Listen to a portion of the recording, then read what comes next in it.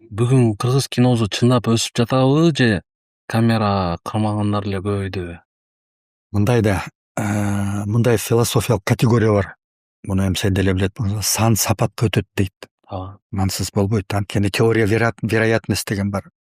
Сен бир жолу бир бутага бир жаа атып койсоң, ал тийбей калышы мүмкүн. А бирок акыры 20 жолу, 30 жолу, 40 жолу атсаң бирөө тиет да, бирөө. Ошол сыңары могул жакшы кинобу, жаман кинобу ошол тартыла бергенде арасынан сөзсүз түрдө бирөө чыгат. Анан сөзсүз түрдө кыргыздын атагын чыгарат. Ошол баасы ошол мына 50-60 режиссердун арасынан бирөө чыкса, ошол актайт бүт, баарын актап кетет. Ошон үчүн өлүп атабыз. Кыргыз киносуна баары жетип атат. Азыр Мына мамлекет көңүл буруп атат. Бизнесмендер инвестициясын салып атат.